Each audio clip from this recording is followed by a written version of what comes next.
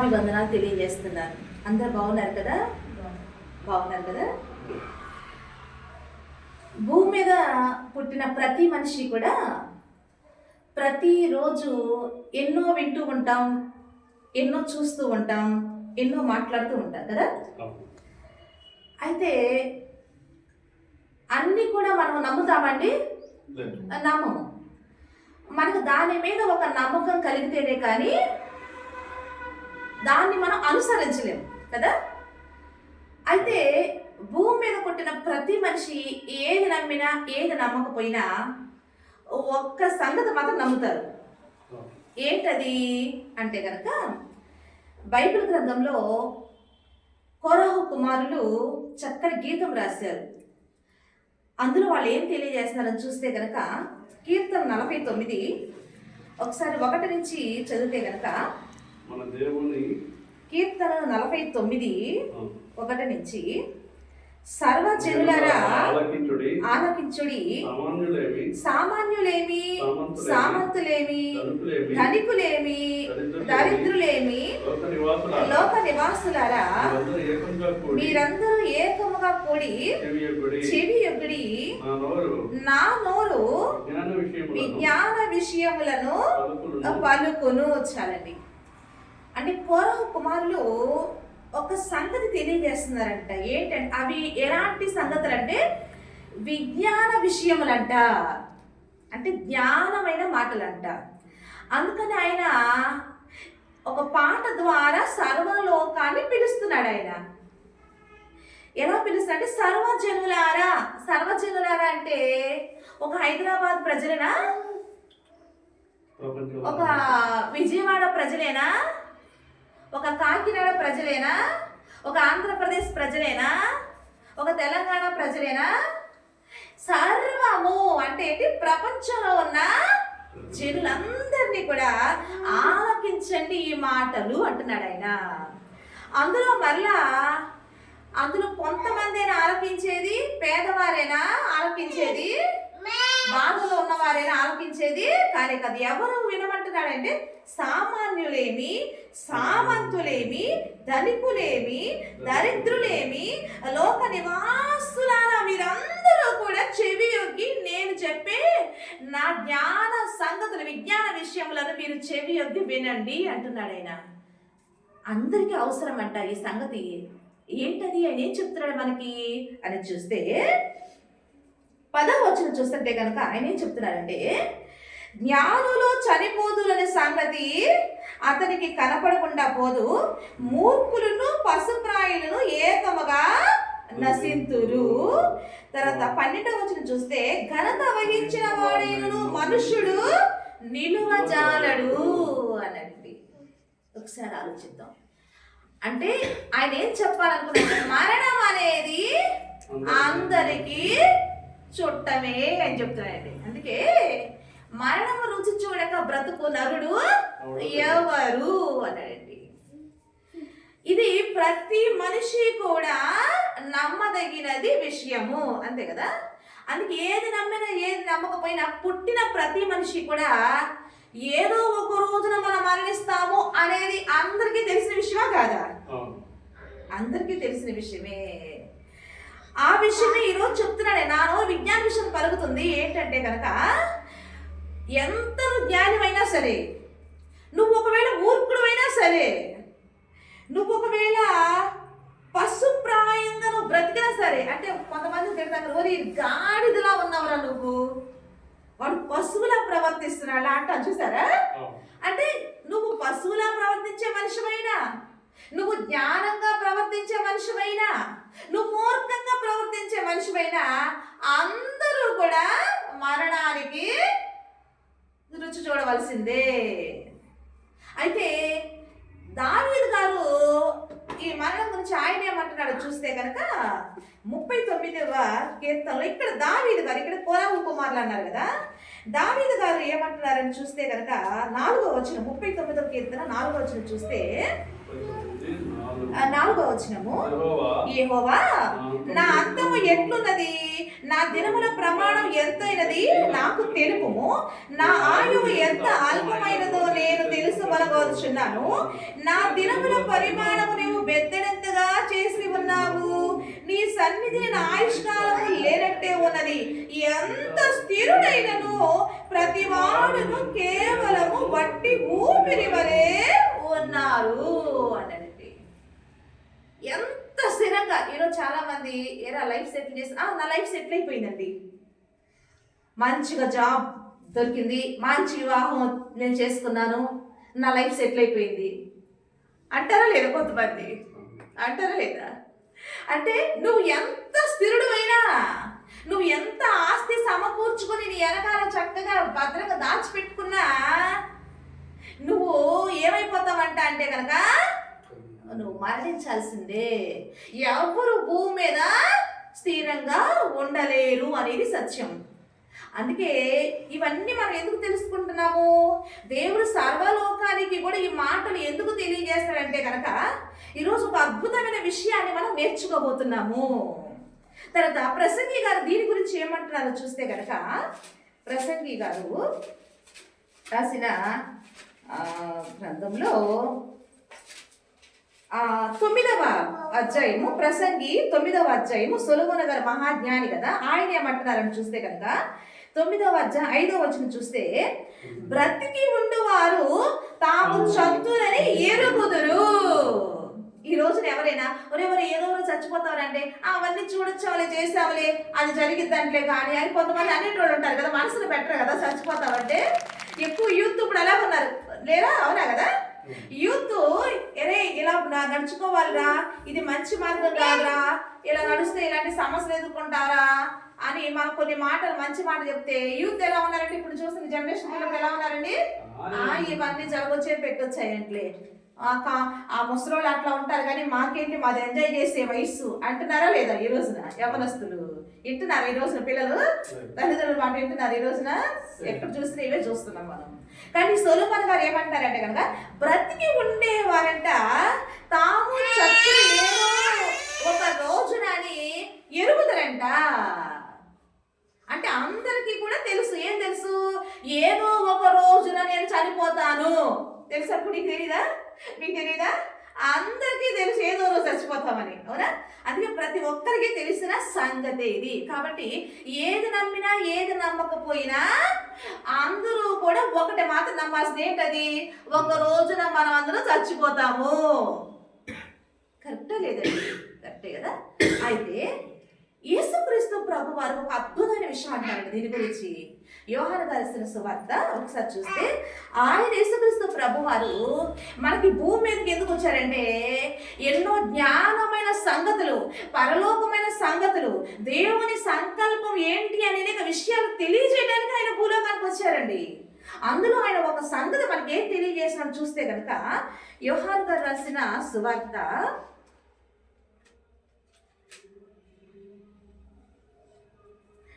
8వ అధ్యాయము ఒకసారి 24వ వచనం చదువుదామా? 24వ వచనము, నేను కాగా మీ పాపములోనే ఉండి మీరు చనిపోవుదరని మీతో చెప్పి తిని, నేను ఆయనను అని మీరు విశ్వసింపని ఎడల మీరు మీ పాపములోనే ఉండి చనిపోవుదరని వారితో చెప్పెను. ఇక్కడ యేసుక్రీస్తు ప్రభువు ఒక అద్భుతమైన సంగతి చెప్తున్నారండి. మరణం తథ్యం. మరణం రుచి చూడని నరులెవరు కూడా లేరు. ఇది ప్రతి ఒక్కరూ ఎరిగిన సంగతే అని ఇప్పుడు భక్తులు చెప్తే మనం విన్నాం. అయితే యేసుక్రీస్తు ప్రభు వారు ఏం చెప్తున్నారంటే కనుక, కాగా మీరు మీ పాపంలోనూ ఉండి మీరు చనిపోదురు అని మీతో నేను చెప్పుచున్నాను అంటున్నాడు ఆయన. మరణం అనేది తథ్యం. కానీ ఈ రోజున మనిషికి మరణం ఎలా ఉంటుందంట అంటే, ఆ మనిషి ఎలా చచ్చిపోతున్నాడు అంటే, ఆ మనిషి పాపంలో ఉండి మనిషి చచ్చిపోతున్నాడు ఈ రోజు లోకం అంతా. అలా చనిపోతే ఏంటి ప్రాబ్లం? ఎంత గొప్ప ప్రాబ్లం మనిషి ఎదుర్కొంటారు తెలుసండి. ఈ రోజు అది మనం తెలుసుకుందాం. పాపంలోనే ఉండి మనిషి చనిపోతే ఆ మనిషి ఎంత గొప్ప భయంకరమైన నష్టాన్ని ఎదుర్కొంటున్నాడో ఈ రోజున మనం ఒక విషయాన్ని మనం తెలుసుకుందాం. అయితే యేసుక్రీస్తు ప్రభువు చెప్తే ఏమన్నారంటే కనుక, మీరు మీ పాపంలో నుండి చనిపోతారని మీతో చెప్తున్నారు.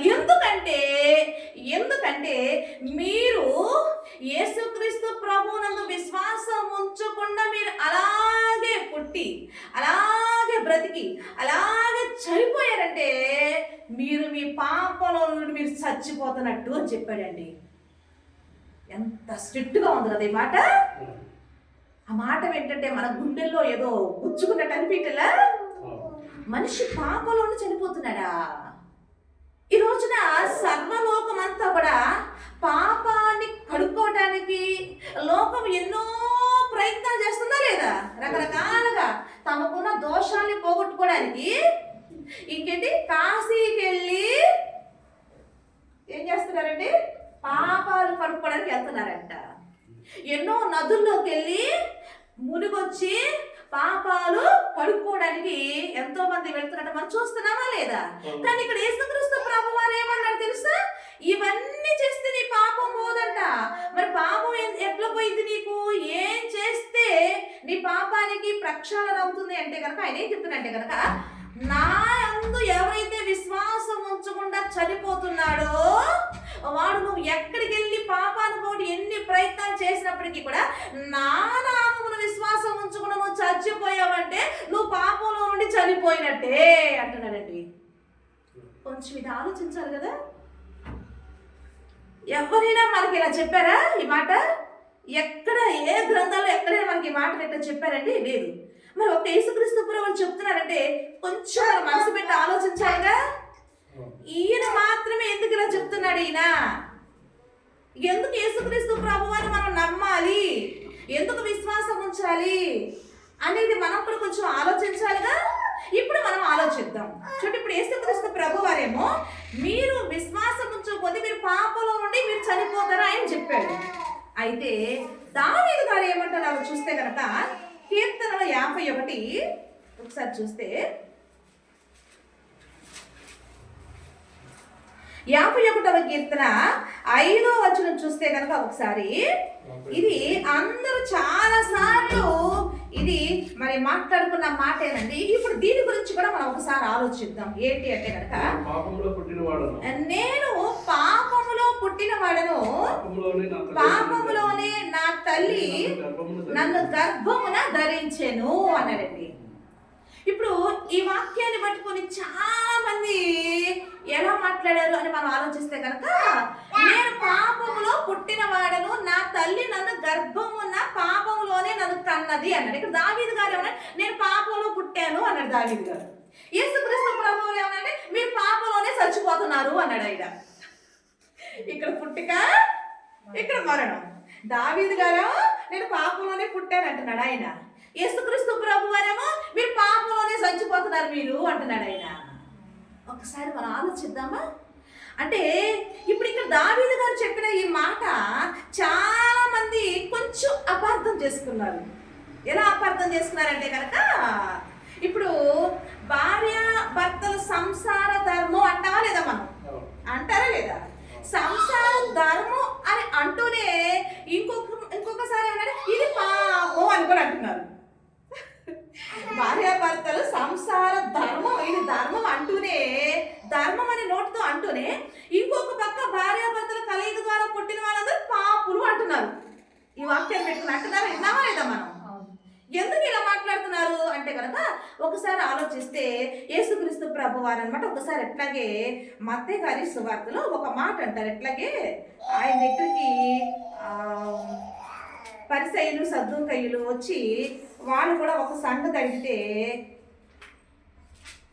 వాళ్ళకు ఒక మాట చెప్తున్నారు. ఒకసారి చూద్దాము. మత్తయి గారి సువార్త 22వ అధ్యాయము 29వ వచనం ఒకసారి చూస్తే కనుక 29వ వచనము, అందుకు యేసు లేఖనములను కానీ దేవుని శక్తిని కానీ ఎరుగక మీరు పొరపడుతున్నారు అన్నాడండి ఆయన. అంటే ఎందుకు అలా మాట్లాడుతున్నారంటే కనుక లేఖనము ఏంటో అర్థం కావట్లేదు ఈరోజు ప్రజలకి. చాలా మందికి లేఖనములో ఉన్న దేవుని భావజాలం ఏంటి, దేవుని ఉద్దేశం ఏంటని చాలా మందికి అర్థం కాక లేఖనములు ఈ రోజున అపార్థం చేసుకుంటున్నారు అనేది యేసుక్రీస్తు ప్రభువు తెలియజేస్తున్నారు. మరి అయితే లేఖనం మనకు అపార్థం కాకుండా అర్థం చేసుకోవాలంటే ఇది ఎలా సాధ్యం?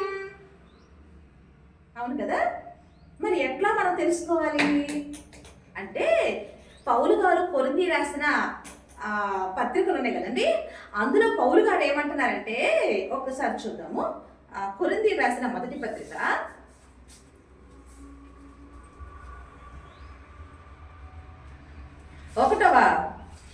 2వ అధ్యాయము, కొరింథీ రాసిన మొదటి పత్రిక 2వ అధ్యాయంలో సరే 10వ వచనం చూస్తే కనుక, మనకైతే దేవుడు వాటిని తన ఆత్మ వలన బయలుపరచి ఉన్నాడు. ఆ ఆత్మ అన్నిటినీ దేవుని మర్మములను కూడా పరిశోధించుచున్నాడు. ఒక మనుషుని సంగతులు అతనిలో ఉన్న మనుషాత్మకే కాని మనుషులలో మరి ఎవరికి తెలియను, అలాగే దేవుని సంగతులు దేవుని ఆత్మకే కాని మరి ఎవరికి తెలియవు అన్నాడండి. అంటే మనలో కూడా ఆత్మ ఉందండి, మనుషులో కూడా ఆత్మ ఉంది కదా, అవునా? ఆత్మయే జీవింప చేస్తుంది, శరీరం కేవలము నిష్ప్రయోజనము, అంతే కదా. ఇప్పుడు దేవుడు కూడా ఏమై ఉన్నాడండి, దేవుడు కూడా ఏమై ఉన్నాడని చెప్తున్నాడండి. సమరయ పట్టణానికి వెళ్ళినప్పుడు దేవుడు సమరయ స్థితి ఏమన్నాడండి, దేవుడు ఆత్మయే ఉన్నాడు అన్నాడా. దేవుడు కూడా ఎవరండి? ఆత్మ. ఆత్మ అంటే ఏంటంటే ఒక శక్తి. ఆత్మ అంటే అనేది ఒక పవర్, ఒక చాలా పవర్ఫుల్ శక్తి అన్నమాట ఆత్మ అంటే. కాబట్టి మనము కూడా ఒక శక్తులమే. ఆత్మ అంటే శక్తి, కంటికి కనపడేదే ఆత్మ. కాబట్టి దేవుడు కూడా ఆత్మయ్య ఉన్నాడు. ఆయన మనిషి తన పోలికలో తన స్వరూపంలో చేయబడిన మనలో కూడా ఏం పంపించాడు? జీవవాయువుని మనలో పంపించాడు. మనలో కూడా ఏముంది? జీవాత్మ. దేవుడిచ్చిన ఆత్మ మనలో ఉంది. కాబట్టి ఆత్మయే అన్ని వివేచిస్తుంది, ఆత్మయే మనకు ఆలోచన చెప్తుంది. కాబట్టి ఆత్మే ఈ దేహాన్ని నడిపిస్తుంది అనే సంగతి మనకు అర్థమయ్యింది. కాబట్టి ఈరోజు దేవుని ఆత్మ ఇప్పుడు మనుష్యాత్మకు బోధించకపోతే ఇందులో ఉన్న సంగతులు, దేవుని మర్మాలను ఎవరు తెలుసుకోవటం అనేది ఇంపాసిబుల్ అంటున్నాడు పౌలు గారు. కాబట్టి దేవుని సంగతులు మనం తెలుసుకుంటే మనకి ఎవరు బోధించాలంట? దేవుని ఆత్మ మనకి బోధించాలి అంటున్నాడు పౌలు గారు. అలా దేవుని ఆత్మ ఎవరికైతే బోధించని పరిస్థితులు ఎవరైతే ఉన్నారో వాళ్ళే ఏం జరుగుతుందంటే అపార్థం చేసుకుంటారు వాక్యాన్ని, అంతే కదా. అలాంటి దేవుని ఆత్మ సహాయం లేని వాళ్ళే లేఖనాలను ఏం చేస్తున్నారండి? అపార్థం చేస్తున్నారు అనేది సత్యం. ఇక్కడ వాక్యం చెప్తుంది. వాక్యం చెప్పిన మాటను మనం ఆలోచిస్తున్నాం. మరైతే దావీదు గారు నేను పాపంలోనే పుట్టినవాడును, పాపంలోనే నా తల్లి నన్ను గర్భంలో ధరించింది అని ఎందుకు అన్నాడు? దాని భావం ఏంటి అనేది కూడా మనం ఒకసారి ఆలోచిస్తే, ఒక్కసారి ఇప్పుడు భార్యాభర్తల సంసార ధర్మం అంటూనే అది పాపం అని ఎలా మాట్లాడగలుగుతున్నారు వీళ్ళు అని మనం ఆలోచిస్తే కనుక, అసలు హెబ్రీ రాసిన పత్రికలో దేవుడు వివాహం గురించి ఏం చెప్తున్నాడని ఒకసారి ఆలోచిస్తే కనుక, హెబ్రీ రాసిన పత్రిక 11వ అధ్యాయము ఒకసారి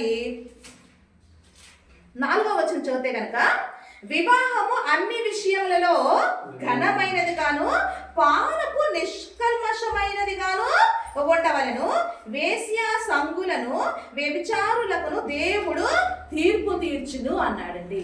అంటే ఈ మాటలు ఇప్పుడు మనం ఏం అర్థం చేసుకోవాలి అంటే కనుక, ఒకసారి ఆలోచిస్తే వివాహం అయితే కనుక అన్ని విషయాలు, అంటే ఎన్నో విషయాలు భూమి మీద ఉన్నప్పటికీ ఇక్కడ వివాహం అన్ని విషయాల్లో దేవుడు ఏమంటే ఘనమైనది అన్నాడండి. అంటే వివాహం ఘనమైనది. వివాహం అంటే ఏంటి? ఒక పవిత్రమైనది, అంతే కదా. వివాహం అనేది ఏంటంటే ఒక పవిత్రమైనది. భార్యాభర్తల బంధం ఏంటంటే ఒక పవిత్రమైన బంధం అది. అయితే దేవుడు ఏమన్నా తెలుసా? పానుపు ఎలా ఉండాలంట? భార్యాభర్తల యొక్క పానుపు ఎలా ఉండాలి? నిష్కల్మషంగా ఉండాలంట. అంటే కల్మషం లేకుండా ఉండాలంట. అంటే పానుపు ఎప్పుడు కల్మషం అవుతుంది అంటే కనుక ఇక్కడ ఏమన్నాడంటే కనుక వేశ్యా సంగులు వ్యభిచారులు అని రాయబడింది ఇక్కడ. అంటే పానుపు ఎప్పుడు కల్మషం అయిపోతుందంటే కనుక దేవుడి ధర్మశాస్త్రం ఏమనండి, నీ పొరుగు వాని భర్తను నువ్వు ఆశించొద్దు. అంటే ఎప్పుడు కలుషం అయిపోతుందంటే నీ భర్తతో కాకుండా, నువ్వు నీ భార్యతో కాకుండా, వేరే ఒక పురుషుడితో, వేరే ఒక స్త్రీతో గనక నువ్వు మరి ఆ యొక్క సంబంధం నువ్వు పెట్టుకుంటే ఏమవుతుంది అంటే కనుక దాన్ని ఏమన్నాడు దేవుడు, అది కల్మషం అయిపోతుందట. అది అప్పుడు అందుకే దేవుడు దాన్ని ఏమన్నది, అది వ్యభిచారము, అది వేశ్య సాంగత్యం అవుతుంది కాబట్టి అది పాపం అంటున్నాడు దేవుడు. అంటే భార్యాభర్తల బంధం ఏమో పవిత్రం, భార్యాభర్తల బంధము కాకుండా వీళ్ళు అక్రమంగా వీళ్ళు అలా ప్రవర్తిస్తే దాన్ని ఏమన్నాడు దాన్ని దేవుడు, పాపం అపవిత్రం అంటున్నాడు. ఇప్పుడు ఒకసారి మనం దావీదు గారి విషయం చూస్తే కనుక నేను పాపంలోనే పుట్టినవాడు అంటే ఇప్పుడు భార్యాభర్తల బంధం పవిత్రం అని అన్నప్పుడు దేవుడు మరి దావీదు గారు పాపంలో నేను పుట్టానని అన్నాడు, దాని అర్థం ఏంటి అనేది ఒకసారి మనం ఆలోచిస్తే దావీదు గారు మనకి ఏదో చెప్పబోతున్నారు దేవుడు. అందుకే మనకి ఎవరి సహాయం కావాలి, దేవుని సహాయం, మనకు ఆత్మ సహాయం, మనకు ఆత్మ మనకి బోధించాలి. మరి అక్కడ దావీదు గారు నేను పాపంలో పుట్టాను అని అన్నాడంటే ఏ ఉద్దేశంతో అక్కడ దావీదు గారు అన్నాడు ఆ మాట అనేది మనం ఆలోచిస్తే కనుక రోమీయులు రాసిన పత్రికలో పౌలు గారు దాని గురించి అక్కడ వివరిస్తున్నారండి. రోమా పట్టణానికి వెళ్ళి వారికి సువార్త చేసి అక్కడ ఈ సంగతి గురించి పౌలు గారు తెలియజేస్తున్నారు. ఒకసారి చూద్దాము. రోమీయులు రాసిన పత్రిక 5వ అధ్యాయము ఒకసారి 12వ వచనం 13వ వచనం మనం చదివితే కనుక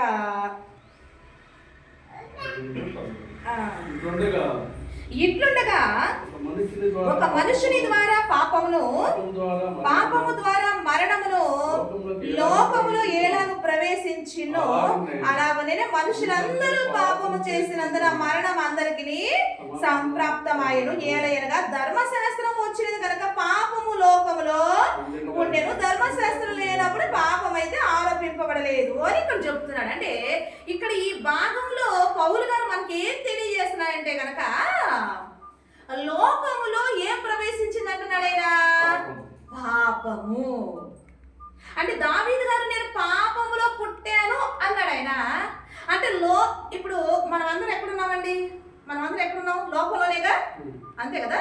లోకం అంటే ఎవరు, మనమే మనుషులేగా. లోకం అంటే మట్టి కాదురా, లోకం అంటే మనుషులో ఎక్కడ గుడిచాడు అప్పారావు గారు. లోకం అనగానే మీరు ఆ చెట్లు, ఆ పొట్లు, ఆ పర్వతాలు ఎనుకోమాకండి. లోకం అంటే ఎవరండి అంటే కనుక మనమే, మనుషులమైన మనమే ఆ లోకం. కాబట్టి ఇక్కడ లోకం, ఇప్పుడు మనం అందరం ఎక్కడున్నాము, లోకంలో ఉన్నాం, అవునా. ఇప్పుడు లోకంలో ఏం ప్రవేశించిందంట అని దేవుడు అంటాడంటే కనుక లోకంలో పాపం ప్రవేశించిందంట. అంటే ఎవరి ద్వారా ప్రవేశించింది లోకంలో పాపం అంటే కనుక ఆదాము ద్వారా లోకంలోనికి పాపం ప్రవేశించిందంట. అందుకే ఈ రోజున ఆదాము దేనికి గుర్తుగా ఉన్నాడు, ఈ రోజున సర్వ ప్రపంచంలో ఆదాము దేనికి గుర్తుగా ఉన్నాడు అనేది ఇక్కడ తెలియజేస్తాడంటే దేవుడు చూడండి, ఆదాము రాబోయే వారికి గుర్తయి ఉండేను అన్నాడు. దేనికి గుర్తండి, రాబోయే వారికి ఆదాము గుర్తుగా ఉన్నాడు. దేని గుర్తు, పాపానికి గుర్తు. ఆదాము దేనికి గుర్తండి, పాపానికి గుర్తు. లోకంలో పాపం ఎవరి ద్వారా వచ్చింది, ఇప్పుడు ఆదాము ద్వారా లోకంలో పాపం వచ్చింది. లోకంలో ఇప్పుడు ఏముంది, పాపం ఉంది. అందుకేనండి ఒకసారి అండి బైబిల్ గ్రంథంలో యెరొబాము అనే రాజు ఉంటాడండి. ఇశ్రాయేలు ప్రజల మీద దేవుడు యెరొబాము రాజుగా నిలబెడతాడు. అయితే ఈ యెరొబాము ఏం చేస్తాడంటే, దేవుడు నిన్ను రాజుగా నిలబెట్టాడు కదా, పట్టాభిషేకం చేసి, నీకు అంత ఆక్రం ఏంటి చెప్పు, కానీ ఇతను ఏం చేస్తాడంటే అప్పటికే సొలొమోను తర్వాత రెహబాము కుమారుడికి రాజ్యం వస్తుందండి. అయితే సొలొమోను చేసిన కొంచెం తప్పులు బట్టి దేవుడు ఏమనంటే సొలొమోను రాజ్యాన్ని నేను చేతిలో తీసివేస్తాను, అయితే నీ రాజ్యాన్ని పూర్తిగా మరి అన్ని జనులకు నేను ఇవ్వను, కానీ దావీదు నా సేవకుడు దావీదు నిమిత్తము ఒక గోత్రం మాత్రం నేను దావీదు గుంచుతాను అంటాడండి ఆయన. అని ఆ ఒక గోత్రాన్ని ఎవరికి ఇచ్చాడు? యెరోబోముకి ఇచ్చాడు. మిగిలిన 10 గోత్రాలు ఆ యొక్క రెహబాముకి ఇచ్చి మిగిలిన ఒక గోత్రం ఎవరికి ఇచ్చాడండి అంటే కనుక యెరోబోముకి ఇస్తాడు. యెరోబోము ఎవరంటే కనుక ఒక సొలొమోను పరిపాలన చేస్తున్నప్పుడు సొలొమోను రాజు కింద ఉన్న ఒక అన్యజనుడు. అయితే ఆ యెరోబోముకి రాజ్యాన్ని అప్పగిస్తే అహియా ప్రవక్త ద్వారా నేను నిన్ను రాజుగా ఇజ్రాయేల్ ప్రజల మీద రాజుగా చేస్తాను ఒక పనివాడు. అంటే ఏంటంటే ఇజ్రాయేల్ వంశంలో ఏంటంటే యెరోబోము అనే ఒక పనివాడు అనమాట. అన్నిటి అంటే అతను యూదుడేనండి, కానీ అతను వంశావళి ప్రకారం రాజు కాదు. ఇప్పుడు రాజుల ప్రకారం సొలొమోను వంశావళి ప్రకారం రావాలి కదా, ఆ ఉద్దేశంతో నేను మాట్లాడాను నిజుడని.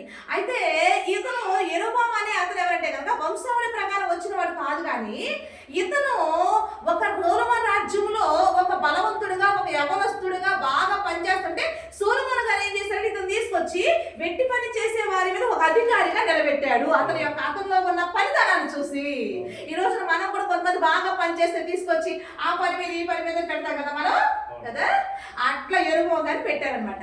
అయితే ఆ యెరోబోము గారికి దేవుడు ఏంటంటే పట్టాభిషేకం రాజుగా మరి ఇజ్రాయేల్ రాజుగా నిలబెడితే ఈ రెహబాము ఏం చేశాడంటే కనుక చాలా యుక్తిగా ఆలోచించాడండి.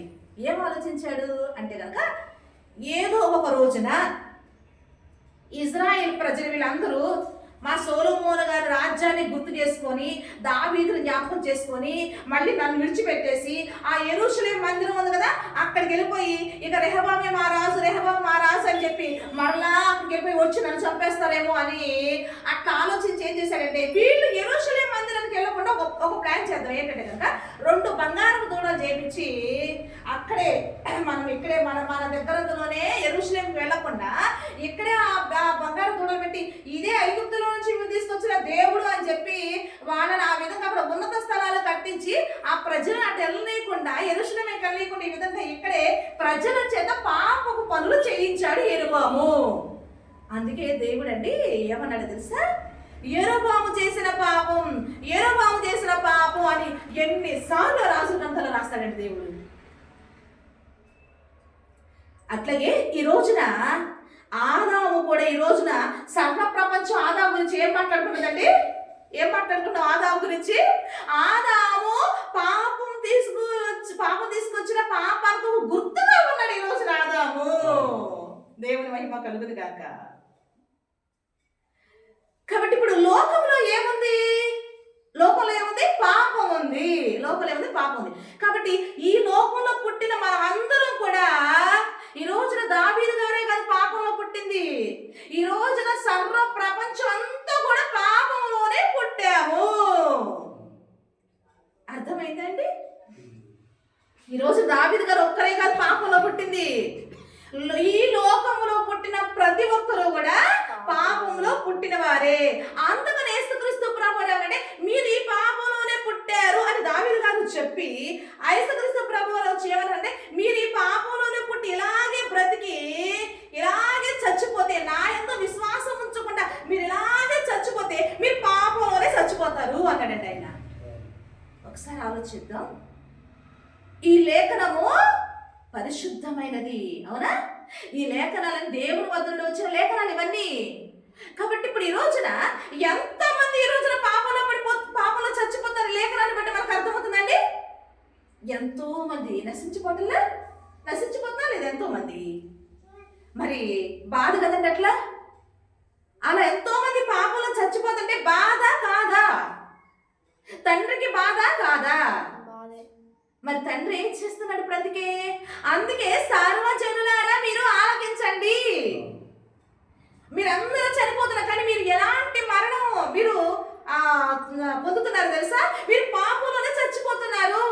ఆ పాపంలో చచ్చిపోతే మీరు ఎంత భయంకరమైన నష్టాన్ని చవిచూస్తున్నారో ఈ రోజున దేవుడు లోకానికి తెలియజేస్తున్నాడు.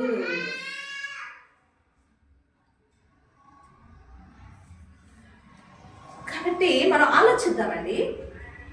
ఈ రోజున లోకం అంతా కూడా పాపంలోనే పుడుతున్నారు, పాపంలోనే చనిపోతున్నారు.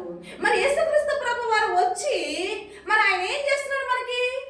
ఇప్పుడు యేసుక్రీస్తు ప్రభు వారు వచ్చారు కదా, ఇప్పుడు ఎవరి కోసం వచ్చానంటాడు ఆయన? నేను పాపుల కొరకే వచ్చి ఉన్నాను అంటాడు ఆయన.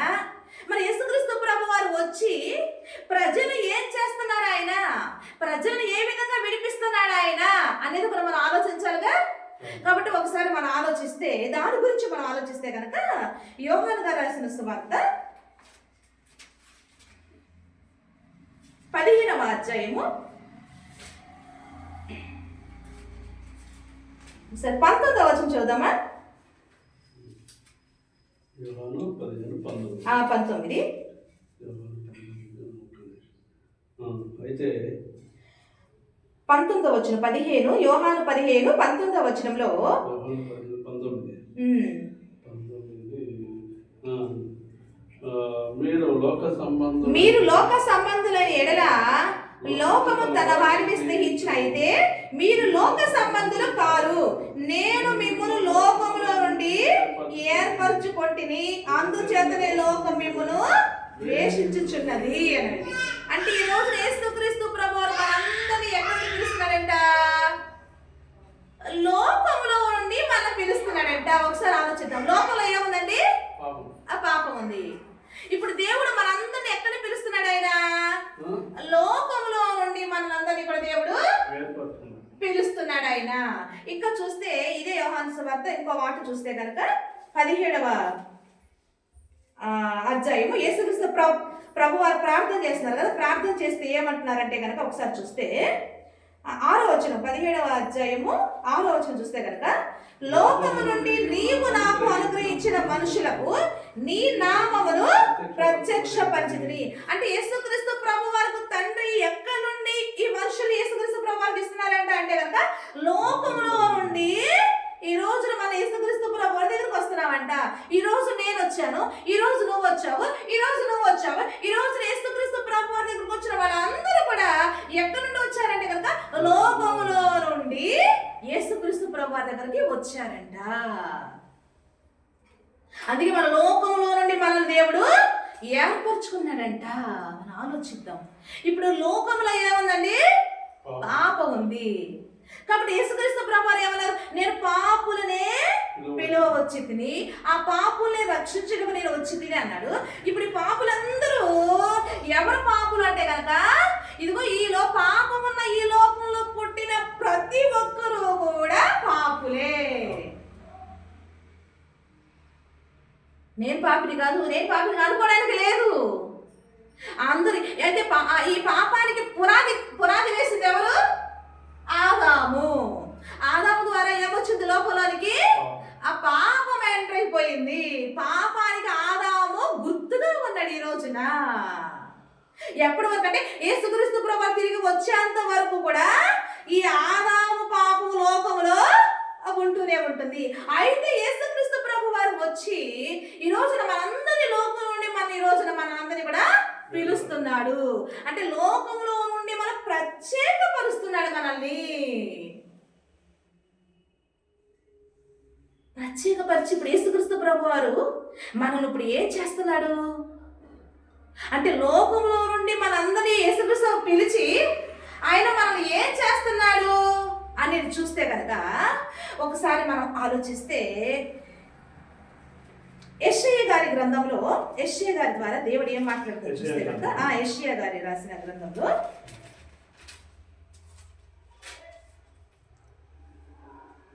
65వ అధ్యాయము 5వ అధ్యాయము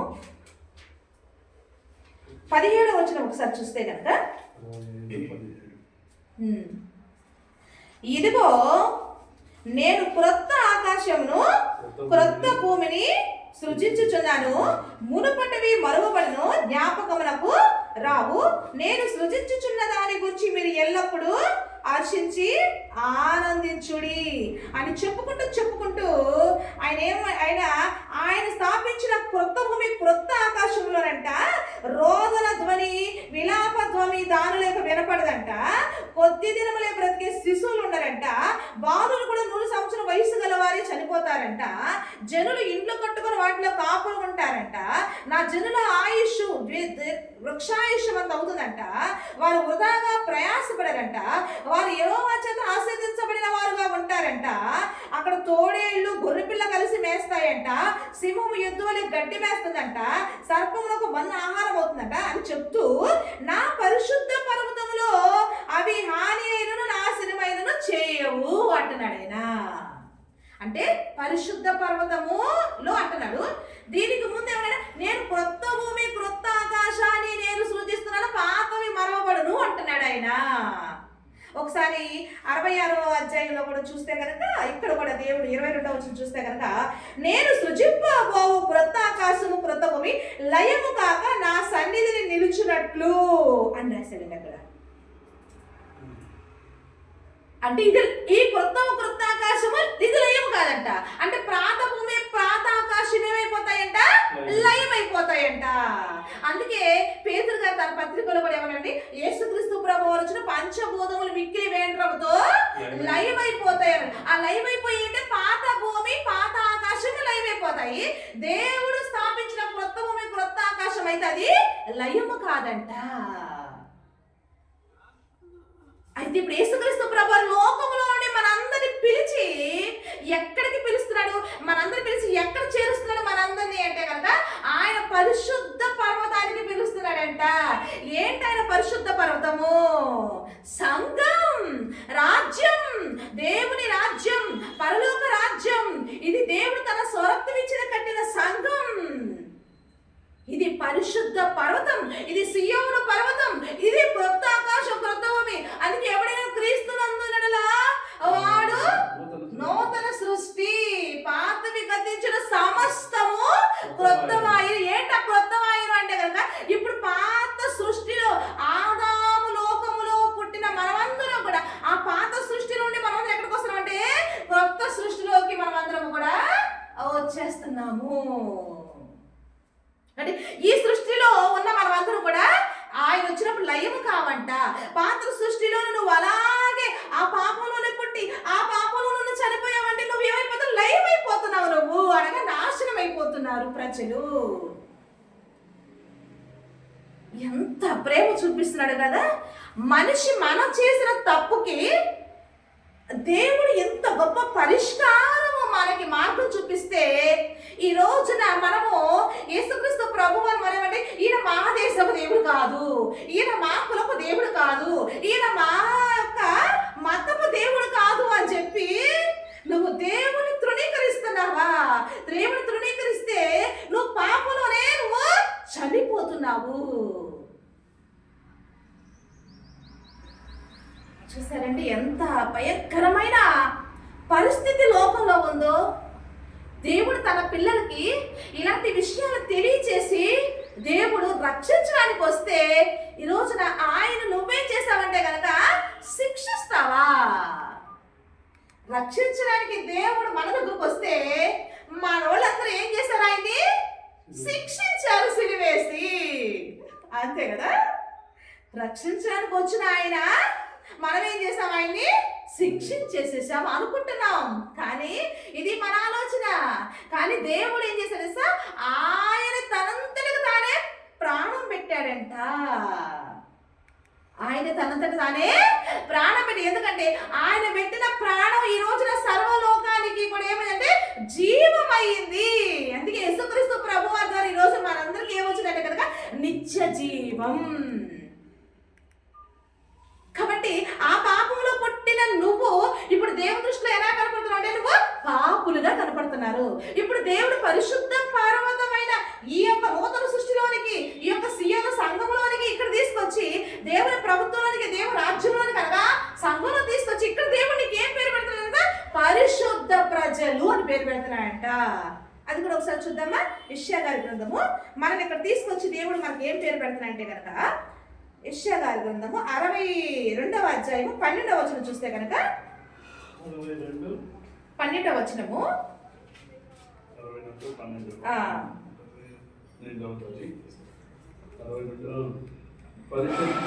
పరిశుద్ధ ప్రజలనియు యెహోవా విమోచించిన వారనియు వారికి పేరు పెట్టబడును.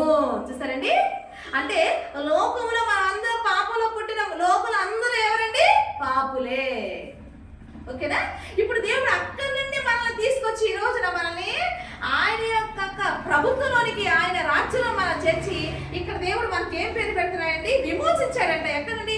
పాపంలో నుండి మనం విమోచించి ఇక్కడ తీసుకొచ్చి మనకి ఏం పేరు పెట్టాడండి? ఆయన పరిశుద్ధ ప్రజలు. ఇప్పుడు మనం ఆలోచిద్దాం. పాపంలోనే నువ్వు పుట్టి పాపంలోనే చనిపోతే ఇప్పుడు నీకేంటి నష్టం అంటే కనుక పాపం వల్ల వచ్చే జీతము మరణము. అంటే నువ్వేమైపోతున్నావండి? మరణిస్తున్నావు. ఏంటా మరణం? నిత్య నాశనమైన అగ్ని గంధకంతో మండే ఆత్మ మరణాన్ని నువ్వు పొందుకుంటున్నావు. చూసారా ఎంత నష్టం జరుగుతుందో? చూసారా? అలాగే చనిపోతే నువ్వు ఎంత నష్టాన్ని చూస్తున్నావు తెలుసా? అందుకే యేసుక్రీస్తు ప్రభువు అంటారు, నువ్వు నా నామమునందు విశ్వాసం ఉంచకుండా ఆయననే నేను అని నువ్వు విశ్వసించకుండా మీరు చనిపోతే మీరు పాపంలోనే మీరు చనిపోతున్నారు అంటున్నాడండి ఆయన. ఆ పాపంలోనే చనిపోతే నువ్వేమై పాపం వల్ల వచ్చే జీతం ఏంటి? ఆ మరణం. నువ్వు వెళ్ళిపోతున్నావు. ఏంటి ఆ మరణం అంటే కనుక అగ్ని గంధకంతో మండే మన అక్కడంటే అగ్ని ఆలదు, పురుగు చావదు, ఎల్లప్పుడూ ఏడుపును వేదన పండ్లు కొరుకుతా ఉండే భయంకరమైన నిత్యం అగ్నితో కాలే నిత్య నరక శిక్ష. అది పాపం అంత భయంకరమైనదా? అవునండి, పాపము చాలా భయంకరమైనది. అందుకే ఈ రోజున అంత భయంకరమైన శిక్ష ఉంది కాబట్టి ఈ రోజున దేవాది దేవుడు ఆ శాపగ్రస్తమైన ఆ లోకంలో నుండి ఈ రోజు యేసుక్రీస్తు ప్రభువారు మనల్ని విమోచించడానికి ఆయనే శాపగ్రస్తుడయ్యాడంట.